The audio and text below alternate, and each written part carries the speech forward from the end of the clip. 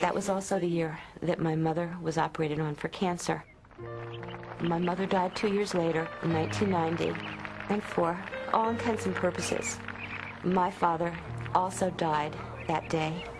It's just one thing I'll never get over: my love, my lady.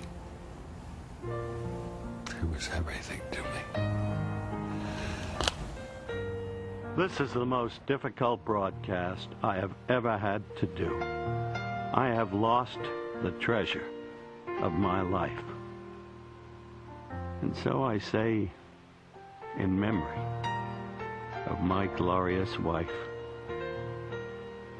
my heart aches, and I thank whatever gods may be, Emmy,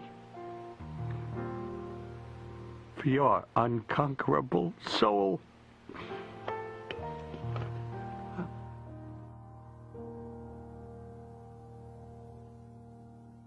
I think that Emmy was just critical to his whole being, and that he was devastated when she died. He was angry that his wife had died. He was angry that he was not with her when she died. He was in Kansas City making a speech.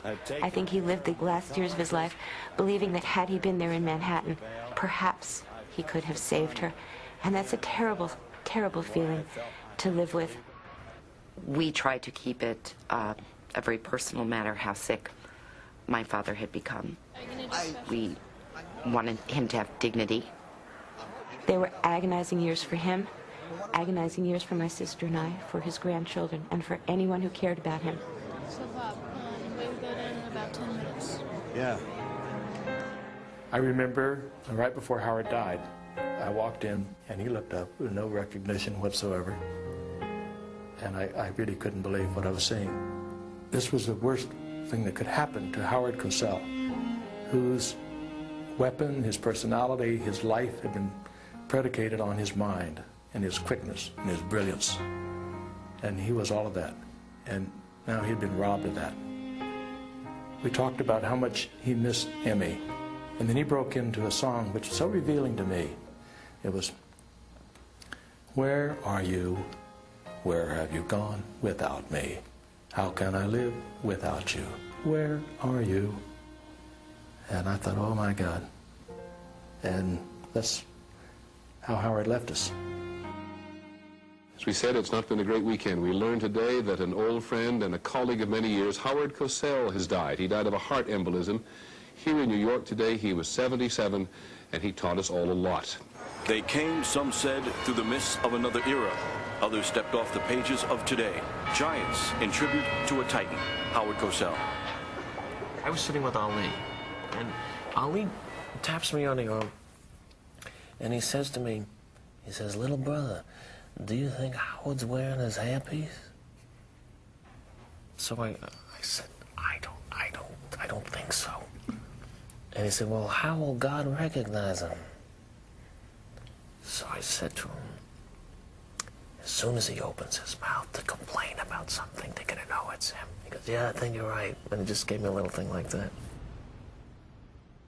To say goodbye to Howard was to say goodbye to a giant. Howard Cosell was driven and neurotic. He had a really fine sense of moral consciousness. There are no heirs to Howard Cosell. He could be infinitely cruel, but did not consider himself cruel. He would consider his cruelties the tough love of telling it like it is. He helped all of us get to a point where we weren't afraid to speak out and say what we think. He was the omniscient, all-knowing, all-seeing eye of the viewer. He really carved out a role that had not existed in this business, and I'm not sure even exists to this day. He was larger than life. It's hard not to miss all that hysteria, all that excitement. The silence is deafening.